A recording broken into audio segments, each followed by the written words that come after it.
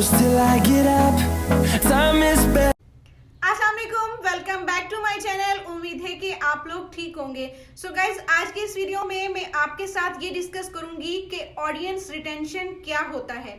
हम YouTube पे तो अपनी हर वीडियो का ऑडियंस रिटेंशन चेक कर सकते हैं, लेकिन हम स्पॉटलाइट पे अपनी वीडियो का जितना भी रिटेंशन होता है वो चेक नहीं कर सकते, क्योंकि ये सब चीजें स्नैपचैट की टीम चेक करती है, क्योंकि उनके पास ही स्नैपचैट का जो भी प्रॉपर्टी फॉर्मूला है वो उनके सिस्टम में है। कोई भी पर्सन अपने स्पॉटलाइट की एनालिटिक नहीं देख सकता। इसलिए आज मैं आपके साथ डिस्कस करूंगी कि इस बेस पे आपको ये क्रिस्टल मिलते हैं ऑडियंस रिटेंशन के बाद। तो अब हम स्टार्ट कर लेते हैं अपनी वीडियो को। सो गाइज, ये मेरी एक यूट्यूब की शॉर्ट वीडियो है जो कि 33 सेकंड की है। अब मैं आपको इसका एनालिटिक दिखाती हूँ। आप ये देख सकते हैं, जब मैंने ये अपलोड की थी ये एक हॉट टॉपिक था। हर कोई अपने अकाउंट को वेरीफाइड करवाना चाहता था स्नैपचैट के। इस पर अब तक 14,000 के करीब व्यूज़ आ चुके हैं। मेरी वीडियो ज़्यादातर जो लोगों ने देखी है वो 21% देखी है, 21 सेकंड देखी है। 21 सेकंड 14,000 लोगों ने अगर देखी है, इसका ऑडियंस रिटेंशन बनता है 63.8। एग्जैक्टली इसी तरह ये वीडियो जब आप स्पॉटलाइट पे अपलोड करते हैं, जो भी आपकी वीडियो को देखता है, अब आपको नहीं पता किसी ने आपकी वीडियो 1 सेकंड देखी है या 30 सेकंड पूरा कंप्लीट किया है।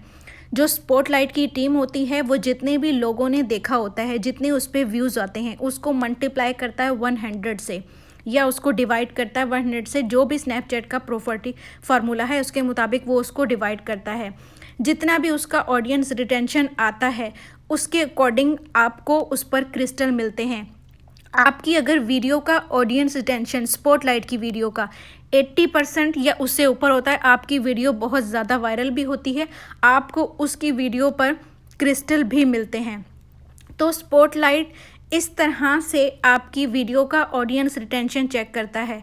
कितने सेकंड में कितने व्यूज़ आए, ये चीज़ बहुत मैटर करती है स्पॉटलाइट पर। जबकि यूट्यूब पे तो हम जब अपलोड कर देते हैं तब से 1 साल 2 साल उस पर जितनी भी अर्निंग होती है वो हमें उसका रेवेन्यू मिलता है।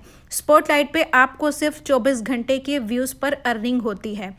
तो अब आप खुद देख सकते हैं, जब आपकी ऑडियंस रिटेंशन बहुत हाई होगी अच्छे क्रिस्टल मिलेंगे, जब बिल्कुल लो होगी, किसी ने वैसे ही 1 सेकंड देखा वीडियो को स्किप कर दिया, किसी ने 10 सेकंड देखा फिर स्किप कर दिया, किसी ने पूरे उसको 33 सेकंड देखा, तो उसके बाद आपकी वीडियो का ऑडियंस रिटेंशन बहुत हाई होगा और उस पर आपको अच्छे क्रिस्टल भी मिलेंगे। अच्छा, जो लोग कहते हैं कि हमारे व्यूज़ तो मिलियन में चले गए लेकिन हमें क्रिस्टल नहीं मिले, तो आपके व्यूज़ तो मिल जाते हैं आपको, ऑडियंस जब उस पर देखती है, लेकिन वो जैसे ही स्किप कर देती है उसका ऑडियंस रिटेंशन बिल्कुल लो हो जाता है, जिसकी वजह से आपको उस वीडियो पर क्रिस्टल नहीं मिलते। आई होप कि आपको ये मेरी कंप्लीट वीडियो का एनालिटिक्स समझ आ गया होगा कि एक्चुअली ऑडियंस रिटेंशन क्या होता है और किस तरह से आपको क्रिस्टल मिलते हैं।